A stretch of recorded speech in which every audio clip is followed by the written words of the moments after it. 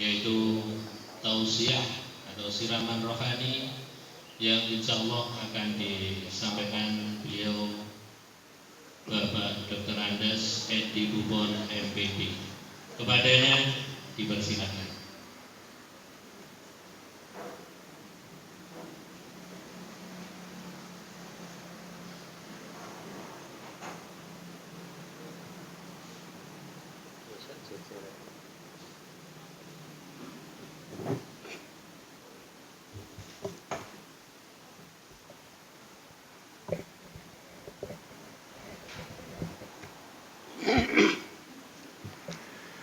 Assalamualaikum warahmatullahi wabarakatuh.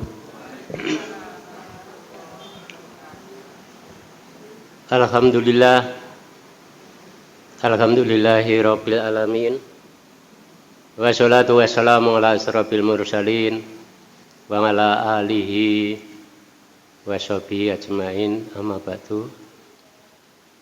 Ibu Kepala Madrasah yang saya hormati, Ibu KTU yang saya hormati, dan bapak-bapak dan ibu-ibu ingkang insyaallah badhe ninggalaken MTSN menika, ingkang kawula hormati lan mugi-mugi dipun mulyakan Allah Subhanahu wa taala. Amin. Bapak Ibu yang kami hormati, mohon maaf sebelumnya bahwa saya di sini ngemban dawuh saking Menteri Sosial, Bapak Menteri Sosial, dan didukung oleh Dek Yuli. Ya, yang kemarin hari Kamis itu tampil cantik, ya, karena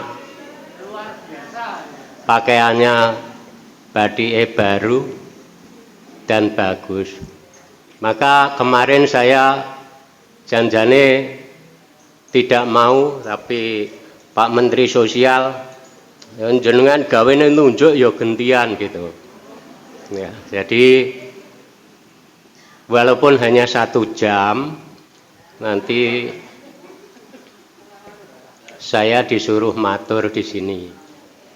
Karena saya matur di hadapan para pakar, maka ya sak-sake nek salah mesti dibenerke kan gitu. Oleh karena itu saya menyampaikan hadis yang dulu di-share oleh Pak Wartanto itu, saya masih ingat dan sengaja tidak persiapan matur di hadapan pakar kok persiapan. Ya, saya masih ingat hadisipun Rasulullah begini, Bismillahirrahmanirrahim. Ngan Abdillah bin Mas'udin qala Rasulullah sallallahu alaihi wasallam, ala akbarukum bima yahrumu ngalanari au bima tahrumu ngalahin nari ngalakuli qaribin hayin layin sahlin, rawahu Tirmidzi. Yang artinya bahwa dari Rasulullah Shallallahu Alaihi Wasallam, ini Ibnu Mas'ud menyampaikan bahwa Rasulullah Shallallahu Alaihi Wasallam bersabda kepada para sahabatnya, apakah kamu mau saya beritahu orang-orang yang akan tidak terjilat api neraka? Jawab para sahabat, mau wahai Rasulullah. Nah, kalau mau saya beritahu. Pertama, orang yang akan tidak terjilat api neraka, berarti masuk surga, ternyata punya sifat yang pertama qoribin, akrab, bersahabat, bersaudara, tidak acuh tak acuh, tidak angkuh, dan saling menghormati satu dengan yang lain. Ini akhlak. Dan di akhir itu kan dijelaskan akan menjadikan pemiliknya masuk ke dalam surganya Allah. Pemilik siapa? Pemilik akhlak tersebut. Yang kedua, yaitu hayyin. Hayyin itu ya tawadhu, ya, rendah hati. Walaupun apapun yang menempel pada kita, mungkin kepinteran, mungkin jabatan, mungkin kekayaan, tidak akan menyebabkan dia itu bersikap sombong, tetap rendah hati. Ini akhlak yang menyebabkan kita akan masuk surga. Bahkan tadi pagi pengajian tadi pagi Dokter Beni menyampaikan bahwa dengan adanya virus corona ini, beliau mengakui bahwa manusia itu tidak ada apa-apanya sama sekali. Ya, dia dokter, agamanya mantep, ngisi pengajian tadi pagi itu menyampaikan cobaan Allah yang seperti ini. Itu menunjukkan bahwa kekuasaan Allah luar biasa. Pangkat, jabatan, pinter yang kita miliki itu tidak ada apa-apanya. Sehingga tidak pantas bahwa kita itu menyombongkan diri di hadapan manusia, apalagi di hadapan Allah. Karena apa? Karena kalau Allah menghendaki, ilmu yang kita miliki, kekayaan yang kita miliki, apapun yang kita miliki, ini sekejap bisa hilang dari kita. Contohnya, ada tuh teman yang cerita, dia itu dokter, jatuh, akhirnya gegarota, dalam tempo yang sesingkat-singkatnya. Ini kan dia sudah tidak memiliki apa-apa. Ilmu yang tadi mentereng, ini ternyata dalam waktu sekejap hilang. Nah, ini perlu kita renungkan bersama, khususnya saya yang insya Allah muga-muga mangke kula saged kados panjenengan Pak Kaji saged tutuk pensiun. Nggih. Wong ya umure mboten kertos nggih to. Nah, mugi-mugi saged kados Pak Haji Tukin ngantos pensiun lan mugi-mugi medal saking MTS mriki Husnul Khotimah. Mboten ninggal sisa-sisa sing mboten sae mekaten nggih. Dan insya Allah hubungannya dengan tawadhu ini kalau kita renungkan, ternyata kalau kita banyak istilahnya dapat siraman rohani, dapat ngangsu kawruh kemana-mana, ternyata kita itu betul-betul tidak ada apa-apanya sama sekali. Ya, ibaratnya kita lahir dimi-dimi, kemudian kuat, sekarang sudah turun dan turun. Ini satu contoh gambaran bahwa apapun yang menempel pada diri kita, suatu saat akan berpisah dengan kita. Yang ketiga, layyin. Ya.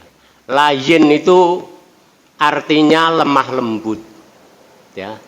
Lemah lembut di dalam berbicara, bahkan kalau hadis Rasulullah itu kan ngendikane mangkana yu'minu billahi wal yaumil akhir falyakul khairon aw liyasmut. Sing sapa wonge iman pada Allah dan hari akhir, ya, kalau bisa ngendikan sing apik yen ora iso luwih becik meneng. Ini hadis Rasulullah. Nah, oleh karena itu kadang-kadang kita, contohnya saya sendiri sing sering gojekan nggih. Selamat Bu Naili. Sampun nggih. Oh, sampun. Nang ketinggale pakaiane benten kok kula pikir nek kanca-kanca mboten dikandani ngaten. Nggih. Niku Bu Naili. Ya. Jadi hubungannya dengan masalah pembicaraan ini, kadang kita itu tidak sengaja, oh ternyata menyakiti teman, menyakiti orang lain, menyakiti istri, menyakiti suami. Kadang-kadang hanya sepele tapi menyakiti. seperti saya ini banyak menyakiti Bapak Ibu dan mungkin Bu Kepala, maka saya mohon maaf yang sebenar-benarnya. Ya, jadi masalah ini hubungannya dengan layin atau lemah lembut, hati yang lembut. Di sini Rasulullah kan ngendikane, inna fil jasadi mudghah idza salukat salukal jasadu kullu wa idza fasadat jasadu kullu. Ala wa ya qalb. Sesungguhnya di dalam diri manusia ada segumpal darah atau segumpal daging. Apabila segumpal darah atau daging itu bagus, maka penampilan seseorang tersebut bagus. Ya. Tapi apabila segumpal darah itu jelek, maka penampilan seseorang monomuni tindak tanduk ini akan jelek. Lah segumpal darah itu apa? Yaitu hati. Ternyata hati ini adalah pengendali yang luar biasa. Memang segala apa yang kita lakukan itu bermuara dari hati.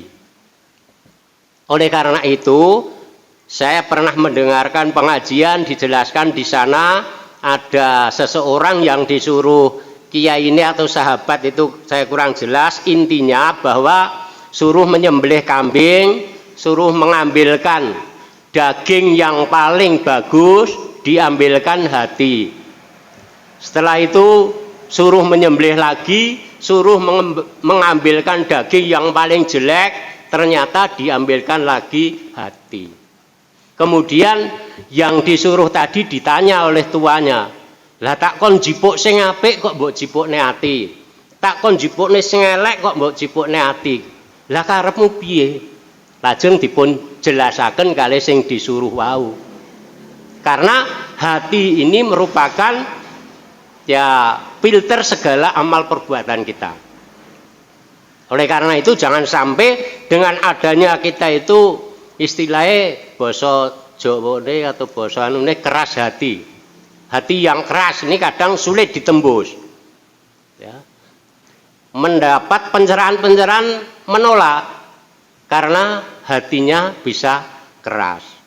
Yang terakhir, sahlin atau kemudahan. Bagi orang yang akhlaknya bagus, yang akidahnya bagus, ini akan selalu memberi kemudahan-kemudahan kepada saudaranya, kepada kerabat, kepada siapapun. Setiap ada permasalahan itu akan dicari jalan solusinya, bukan malah menjadi istilah ngompori atau provokator. Tidak demikian, dicari jalan solusi. Bagaimana misalnya ada teman yang mengalami kesulitan, maka diberi jalan keluarnya. Ini yang terakhir atau sahlin. Bapak Ibu yang kami hormati, saya pikir sudah hampir 1 jam, maka apa yang saya sampaikan itu kalau benar dari Allah Subhanahu wa Ta'ala, kalau salah itu dari saya sendiri, dari pribadi, maka mohon maaf yang sebesar-besarnya.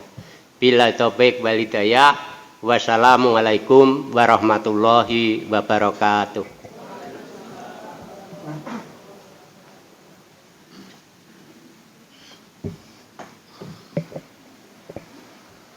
Demikian tadi pencerahan atau siraman rohani yang telah disampaikan oleh DRS Haji Edi Bupon MPD. Mudah-mudahan Bapak Ibu guru semua yang hadir ini bisa mengambil manfaat dan bisa melaksanakan apa yang telah tadi disampaikan oleh beliau Bapak Edi Bupon MPD. Memang betul semuanya itu adalah pusatnya di hati. Ya. Betul sekali Pak Edi. Jadi hati itu adalah cerminan daripada kita semua. Kalau hatinya rusak maka kehidupan kita juga akan rusak. Kalau hati kita bagus, maka semuanya akan bagus. Terima kasih. Memasuki acara yang keempat.